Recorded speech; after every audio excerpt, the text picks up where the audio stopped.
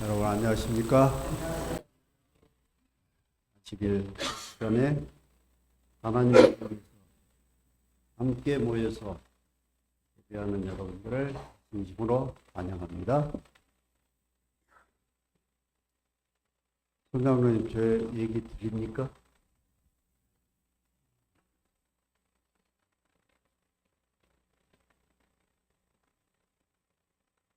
제가 소리칠 때는 목소리가 큰데 이야기할 때는 목소리가 작습니다. 그래서 제가 말씀드릴 때는 길을 쫑긋 세우지 아니하시면은 오늘 시간 제대로 챙기지 못하고 손해보는 시간이 됩니다. 길을 쫑긋 세우시기 바랍니다. 우리 다 같이 창세기 50장을 펴실까요? 창세기 50장입니다. 창세기 59장 19절로 21절에 있는 말씀입니다. 요셉이 그들에게 이르되 두려워 마소서, 내가 하나님을 대신하리이까.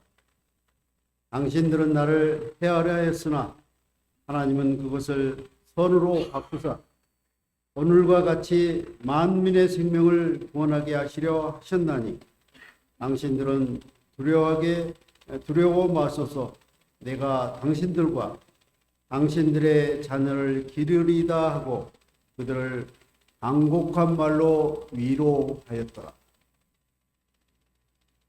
여러분 다 아시는 말씀이죠? 오늘 말씀의 제목은 아름다운 마무리입니다. 마무리입니다. 아름다운 마무리. 25년이 이제 2주일밖에 안 남았습니다. 2주일이 지나면 우리는 또 새로운 해를 맞이해야 합니다. 여러분들은 25년을 마무리 잘 하고 계십니까? 서두르시기 바랍니다.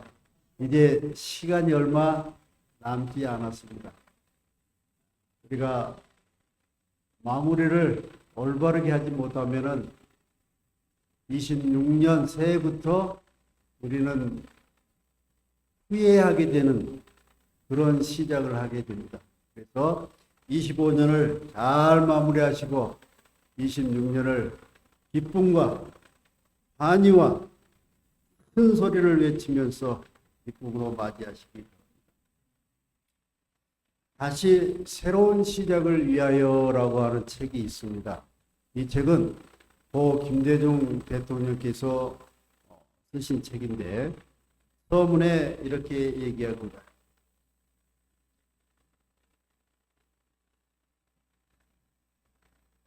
김대중 전 대통령께서 쓴 새로운 시작을 위하여라는 책은 실패에 좌절하지 않는 열정을 가지고 가치 있는 삶을 창조하려는 의지를 가진 수많은 사람에게 큰 격려가 되는 책이다. 1992년 대통령 선거에서 패배한 후 그는 정계를 은퇴하고 영국의 캠브리지 대학에서 연구활동을 한 적이 있다. 그때 바로 유권자를 의식하지 않고 그의 삶의 솔직한 고백으로 내놓은 것이 바로 이 책 새로운 시작을 위하여라는 책. 그는 서문에서 이런 말을 하고 있다. 내가 비록 정치는 떠났지만 모든 것을 포기한 것은 아닙니다. 인생이라는 것은 죽는 순간까지 도전과 응전의 숙명을 벗어날 수가 없습니다. 이 도전에 끝까지 응전해 나가는 사람은 성공적으로 산 사람이라고 생각합니다. 나는 앞으로 이 책을 읽는 독자들과 경쟁하는 심정으로 조국의 통일, 아시아의 민주화, 세계 평화 문제에 몰두할 작정입니다. 그것이 내가 스스로 선택한 나의 마지막 사명입니다. 그리고 그는 다시 정계에 복귀하여 대통령이 되었고 노벨 평화상을 수상하였습니다. 정치 활동을 하는 동안 6년이라는 세월을 감옥에서 지냈고 10년이라는 넘는 오랜 세월을 망명과 연금 생활을 하면서도 끝까지 좌절하지 않고 삼전사기로 대통령에 당선되었던 그의 지칠 줄 모르는 도정정신은 오늘 작은 실패에도 풀이 꺾여 일어설 줄 모르는 세대의 큰 교훈이 되는 것입니다. 어쩌면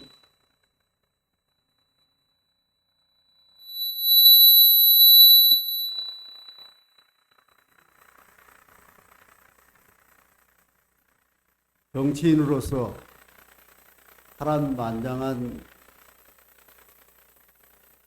시간을 보낸 어쩌면 유일한 정치인이었습니다. 그는 모든 것을 다 견디고 이겨내므로 그가 하고자 했던 일들을 확실히 해나갔던 어쩌면 우리가 본받아도 될 만한 그런 삶을 산 사람입니다. 여러분들은 성경의 인물 중에서 품없고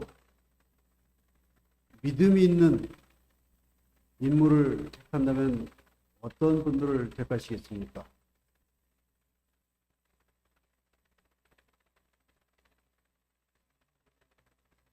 예?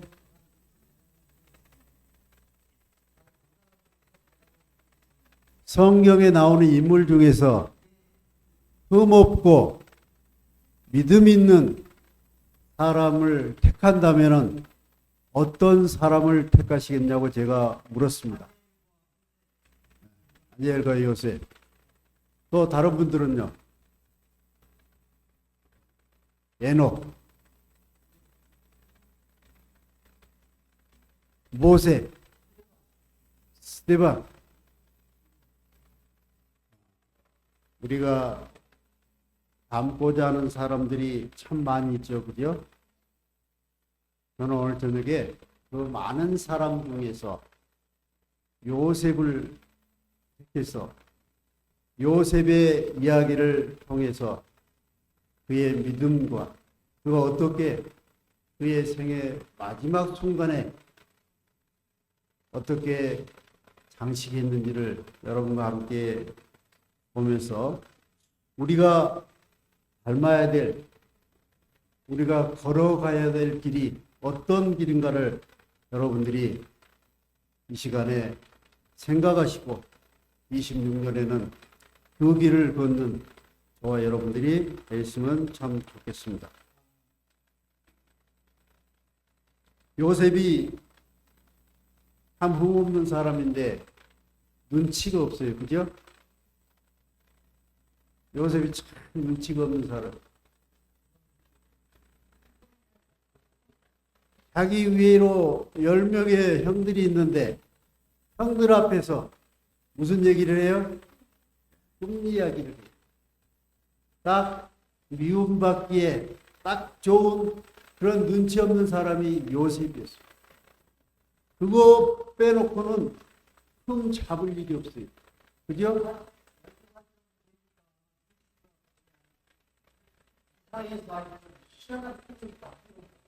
네. 우리 김범 집사가 저한테 이런 얘기를 했습니다. 장로님, 나는 형한테 비 오는 날 먼지가 나도록 맞은 적이 있다고. 그래서 제가 물었습니다. 야, 네 형이 몇 명인데 한 명이래요. 야, 나는 내 위로 형이 7이야. 그런 얘기 하지 마. 내 앞에서. 요셉이 10명의 형이 있는데 10명의 형이 있으면은 눈치가 그냥 돌아가도 형들에게 혼나지 않을 일이 없어. 그럼에도 불구하고 꼭 하는 일이 성경에 기록된 게 눈치 없이 혼날 일만 하는 요셉의 그 모습을 우리는 보게 됩니다. 이것 외에는 요셉은 전혀 흠잡을 수 없는 그런 사람. 이제 이야기가 이렇게 시작됩니다.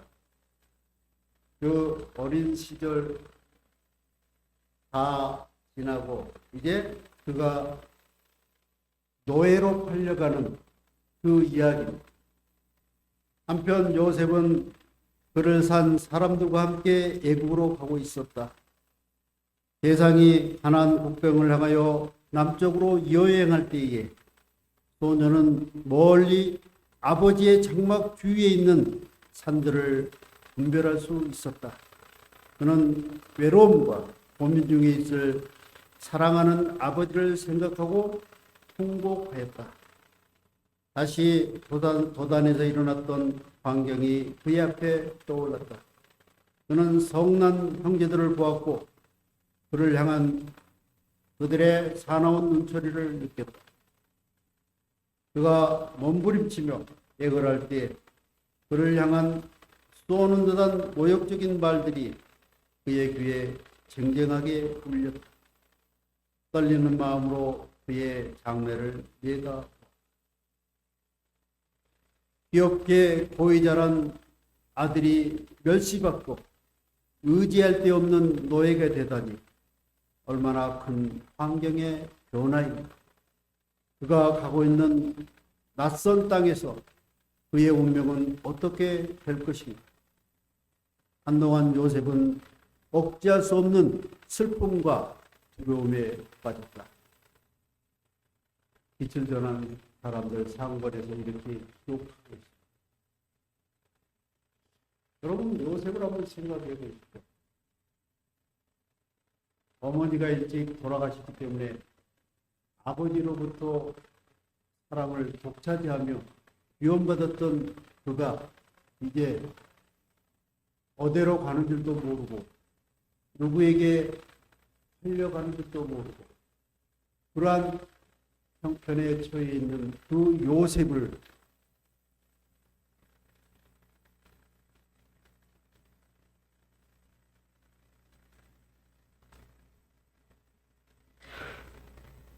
그는 에어리 시르는 짤막하게 아버지를 생각하면서 그는 통곡했다라고 기록하고 있는데 여러분 요셉을 생각하면은 통곡하였다라고 이렇게 짤막하게 이렇게 그 요셉을 이야기하고 끝날 수 있을까요? 저는 이 앞에다가 날마다 시간이 나는 대로 통곡하였다라고 기록했으면 좋았을 뻔했다라고 생각합니다. 그래도 부족하지 않아요. 요셉의 처지가. 그런데 에어리 시내는 계속해서 요셉의 슬픈 이야기를 계속해서 기록하지 않습니다. 요셉이 어떻게 살아가는가, 그리고 그를 본 사람들이 요셉을 통해서 어떠한 반응을 하는가, 요셉을 통해서 하나님을 어떻게 생각하고 하나님을 믿는 요셉을 어떻게 대접하는가라고 하는 이야기를 에어리스는 계속 이야기하고 있습니다. 여기 소제목으로 아버지의 편애의 결과로 노예로 끌려가는 소년 요셉이라고 하는 그 제목의 글에는 이렇게 얘기합니다. 여호와께서 요셉과 함께 하심으로 그가 형통한 자가 되어 그 주인이 여호와께서 그와 함께 하심을 보며 또 여호와께서 그의 범사에 형통케 하심을 보았더라라고 창세기 39장에는 기록하고 있습니다. 요셉이 나는 하나님을 믿는 사람이다라고 그 주인에게 이야기하지 않아도 요셉을 보면서 요셉이 믿는 하나님을 인정하고 또 요셉을 인정하는 그러한 이야기가 창세기 39장에 기록되고 있습니다. 요셉이 돌보는 모든 일에 현저한 번영이 따르는 것은 직접적인 기적의 결과가 아니다. 그의 근면과 보살핌과 정력에 하나님의 축복이 함께하였다. 요셉은 그의 성공을 하나님의 은혜에 돌렸고 우상 숭배하는 그의 주인까지도 그것이 비할 데 없는 번영의 비결이라고 인정하였다. 그러나 견인불발하며 잘 관리된 노력이 없었다면 결코 성공을 거둘 수 없었을 것이다. 그러면서 요셉의 특성을 이렇게 이야기합니다. 요셉의 유순함과 성실함은 시대장의 마음을 샀으며 그는 요셉을 노예보다도 아들로 생각하게 되었다. 그 청년은 귀가 높은 사람들과 박식한 사람들과 접촉하게 되어 장래의 애굽 총리 대신이 되는데 필요한 교육, 곧 과학과 어학과 직무에 관한 식을 얻었다라고 기록하고 있습니다. 요셉은 노예로 끌려갔지만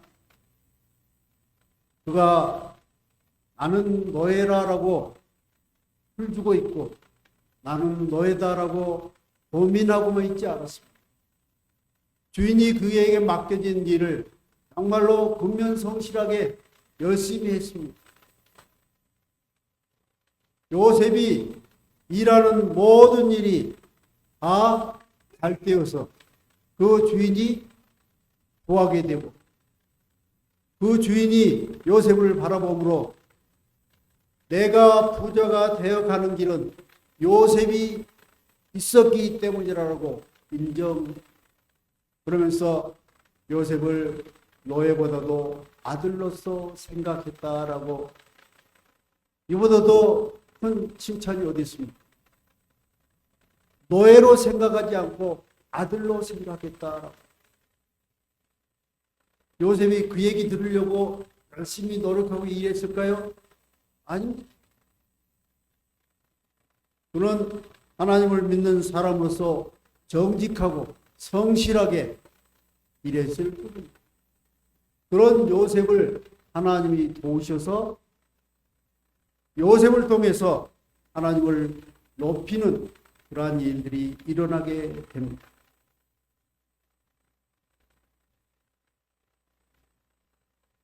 성경 요한복음에는 실망과 좌절을 모르는 한 사람의 이야기가 있습니다. 여러분이 잘 아시는 것처럼 예루살렘 성에는 양이 드는 양문이라고 하는 문이 있었습니다.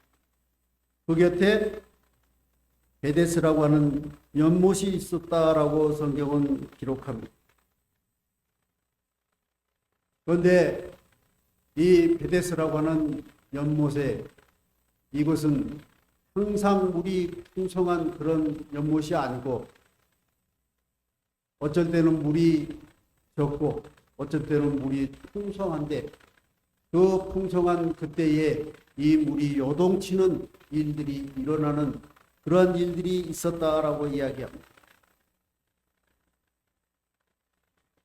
그때 그 물에 맨 먼저 뛰어들어가는 사람은 어떠한 병이 있든지 간에 그 병이 나은다라고 하는 그러한 소문이 있었습니다. 그래서 여기 38년 된 중풍병자가 정말로 누더기 같은 그러한 돗자리를 깔고 누워있는 모습을 성경은 이야기합니다. 그가 누워있는 것은 자기 스스로 움직일 수 없다라고 하는 것을 이야기하고 있습니다. 그가 38년 동안이나 이 연못에 제일 먼저 뛰어들어가지 못했던 것은 그가 움직이지 못하는 사람입니다. 그래도 그 누군가가 연못에 뛰어들어가서 나음을 입었다는 그 얘기를 들을 때 이 중풍병자는 마음에 기쁨이 있었습니다. 나도 언젠가는 그 연못에 들어가리라고 하는 그런 생각을 가지고 있습니다. 이런 사람에게 희망이 있을까요? 38년이나 그 연못가에서 움직이지 못한 모습으로 누워있는 이 사람, 희망이 있을까요? 여러분들은 어떻게 생각하십니까?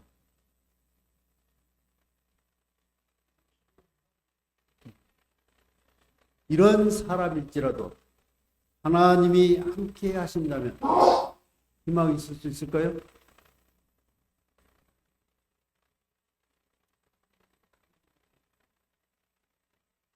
오늘날 예수님께서 이 사람을 찾아오셨습니다.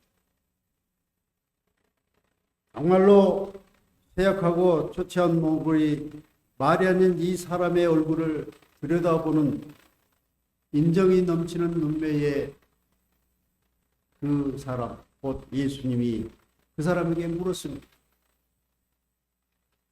당신은 아직도 낳고 싶소?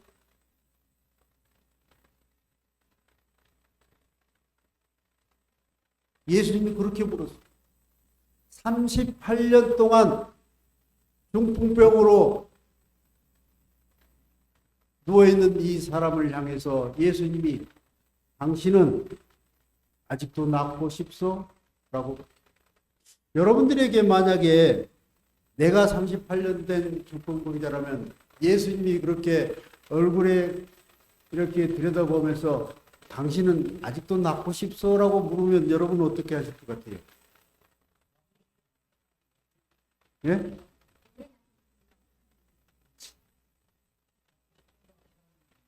여러분들은 믿음이 참 좋으십니다. 저 같으면은 뺨을 한 대 때렸을지도 모르겠어요. 아니, 내가 낳고 싶지 않다면은, 그럴 마음이 없으면은, 이 대학교 때, 이 아수라장에 내가 뭐 한다고 여기 와서 있겠느냐라고 이야기하면서 예수님에게 호통을 쳤거나 따졌을지도 몰라요. 이 사람이 이렇게 생각했습니다. 낳고 싶으냐고? 이런 맹랑한 질문이 어디 있니? 낳고 싶은 생각이 없다면 내가 이 덥고 이렇게 이 난리법석인 이곳에 내가 왜 있겠습니까? 라고 하는 생각을 하면서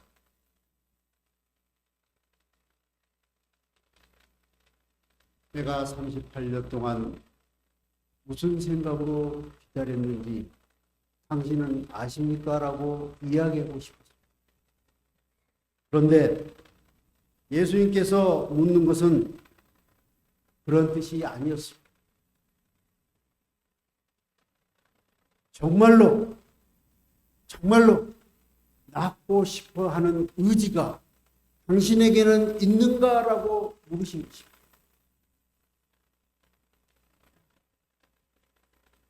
정말로 나올 수 있다는 확신이 당신 가슴 속에는 있습니까? 라고 묻는 것입니다. 예수님.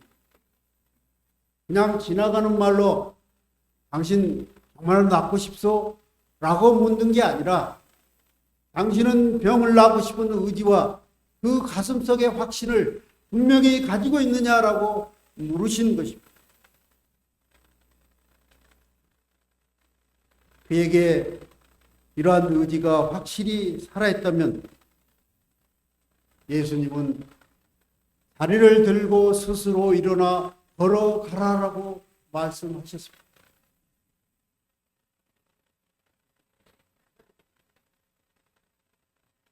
(38년을) 드러냈던 사람에게 해라도 좀 잡아서 일으키면서 일어나 걸어가라고 말씀하지 않으셨습니다.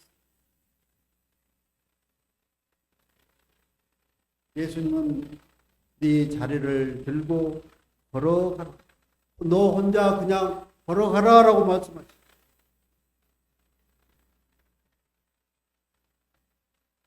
38년 동안 누워있는 사람을 놀리는 것도 아니고 그를 부축해서 이렇게 세워주는 것도 아니고 그냥 다리를 들고 일어나. 그런데 여기서 우리는 이 38년 된 중풍병자의 믿음을 발견합니다.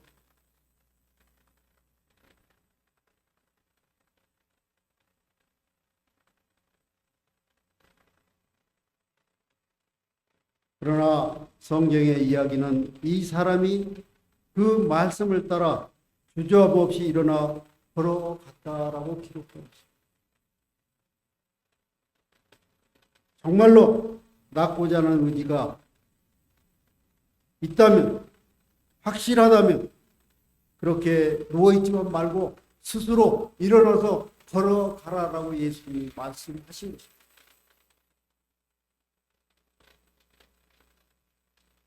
이 명령에 따라 그 사람을 일어나기 위해 팔과 다리에 힘을 주었을 것입니다. 그런데 이게 어찌된 일입니까? 지금까지 생각하지 못했던 일이 일어났습니다.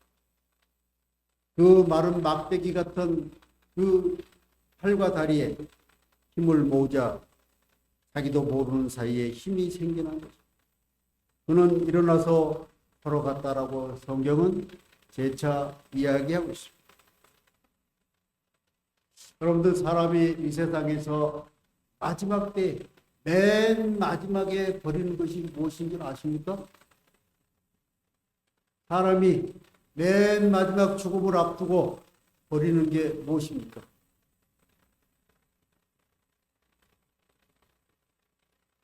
사람이 맨 마지막에 버리는 것이 희망이다. 만약에 이 중풍병자가 희망을 버렸다면 그는 예수님이 말씀하셨음에도 불구하고 그는 걸어가지 못했습니다. 그러나 그는 끝까지 희망을 가지고 그곳에서 내가 언젠가는 일어나 걸으리라고 하는 그 희망을 가지고 있었기 때문에 그는 걸어갈 수 있었습니다. 희망을 버리면 사람은 모든 것을 버리는 것이다 라고 이야기합니다. 여러분들, 우리 모두는 희망을 버리지 않고 붙들고 있는 한 우리들에게는 희망이 있는 것입니다. 어쩌면 요셉이 비록 노예로서 머나먼 타국에 잡혀서 살고 있지만 요셉은 한 번도 아버지와 형제들을 잊어버린 적이 없습니다. 그가 믿고 의지하는 하나님을 한 번도 놓지 않았습니다. 그냥 하나님이 요셉을 특별히 생각해서 요셉에게 복 주시고 애굽의 총리 대신까지 시키신 것이 아니라 요셉이 그렇게 될 수 있도록 그가 그렇게 살아왔기 때문에 하나님이 그에게 옆에서 조금 도와주신 겁니다.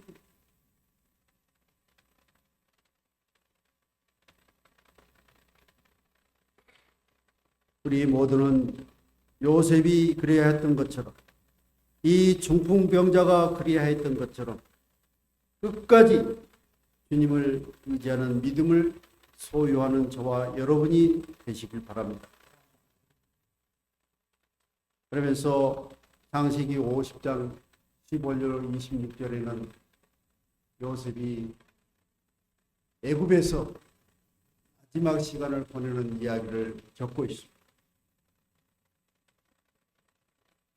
요셉의 형제들이 그 아비의 죽었음을 보고 말하되 요셉이 혹시 우리를 미워하여 우리가 그에게 행한 모든 악을 다 갚지나 아니할까 하고 요셉에게 말을 전하여 가로되 당신의 아버지가 돌아가시기 전에 명하여 이르기를 너희는 이같이 요셉에게 이르라 내 형제들이 내게 악을 행하였을지라도 이제 바라건대 그 허물과 죄를 용서하라 하셨다 하라 하셨나니 당신의 아버지의 하나님의 종들의 죄를 이제 용서하소서 하며 요셉이 이 말을 듣고 이 말을 들을 때에 울었더라라고 성경은 기록하고 있습니다.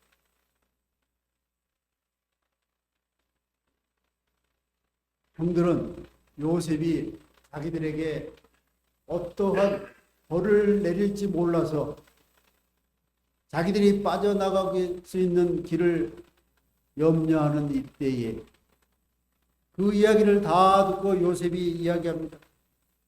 당신들은 염려하지 마십시오.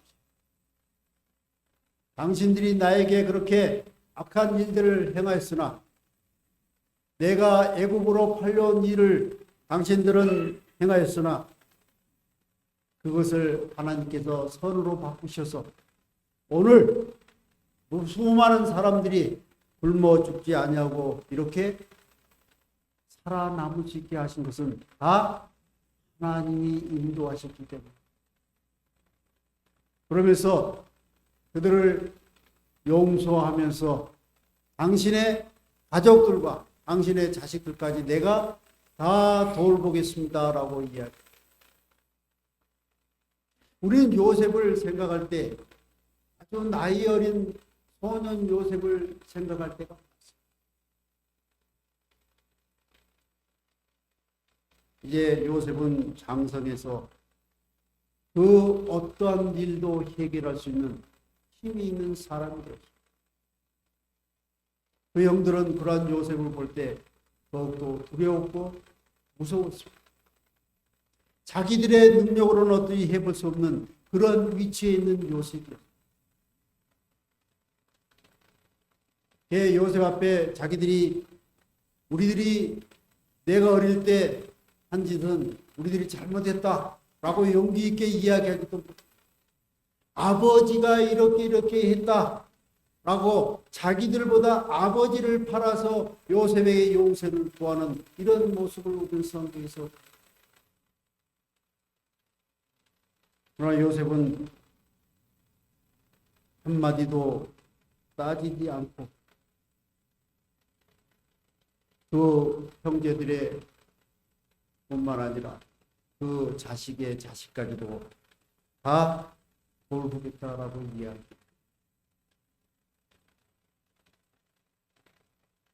여러분 이런 이야기를 들으면 어떤 생각이 듭니까? 좀 멋있다라고 생각 안 됩니까? 총리 대신으로 있는 이 요셉은 이 형제들 말고도 얼마든지 권력 있고 돈이 많은 사람들과 얼마든지 관계를 맺으면서 살 수가 있는 사람. 이 형제들은 눈에 들어오지 않는 그런 변방에 있는 사람들처럼 그런 사람. 요셉이 자기가 당했던 그러한 일들을 생각할 때 어떠한 벌을 내려도 충분하지 않다라고 하는 그런 사람. 그러나 요셉은 한 번도 한마디도 형들을 질책하지 않습니다. 그리고 그 형들을 용서하는 일을 자신이 용서하신다 한 게 아니라 하나님께서 이렇게 인도하셨다라고 하나님을 이해하죠. 자신의 권력과 부를 사용해서 그들을 용서하고 그들에게 혜택을 준다라고 이야기하지 않고 하나님께서 하신 일이라고 그들에게 이야기합니다.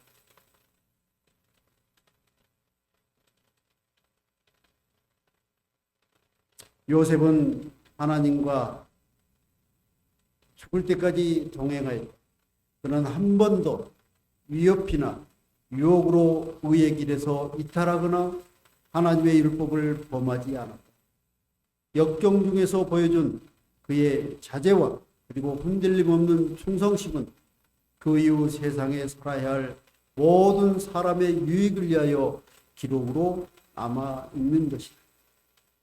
형님들이 그 앞에서 자신들의 죄를 인정했을 때 그는 기꺼이 용서해 줬고 그들이 그를 자신에게 취급한 데 대하여 아무런 감정을 품고 있지 않았다는 것을 그의 자비와 행동으로서 보여주었다라고 예언의 시인은 기록하고 있습니다. 오늘 저와 여러분은 성경의 한 믿음의 용사의 삶을 통하여 그의 믿음과 용서의 아름다운 이야기를 확인했습니다. 이제 25년 연말을 보내면서 꼭 여러분들이 마음에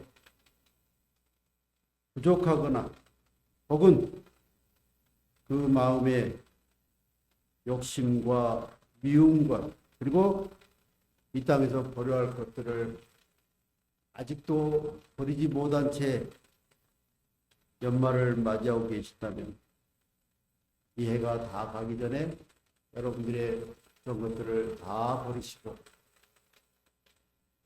그런 마음 대신에 하나님을 찬양하는 형제를 사랑하고 부모를 사랑하고 성도들을 사랑하는 이러한 마음으로 여러분들을 가득 채우시고 정말로 아름다운 마무리의 시간을 가지시기 바랍니다. 혹시 저도 여러분들에게 마음 상한 일을 행했다면 제가 기억하지 못할지라도 용서해 주시고 우리 새해에는 정말로 더 멋있는 그런 그리스도의 모습으로 함께 출발하셨으면 좋겠습니다.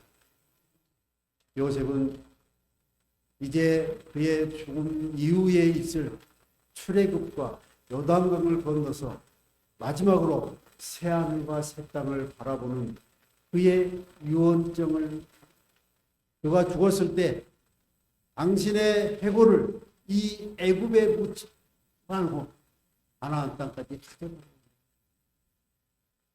그래서 그들이 이 애굽에서의 삶으로서 굶주림에서 벗어났다라고 하는 것에 안도하게 아니라 그들이 하늘 가나안에 이를 때까지 하나님을 바라보고 하나님과 함께하기를 요셉은 바라고 오늘 예언의 시에 기록한 데도 오늘을 사는 사람들을 위해서 이 이야기가 기록되었다라고.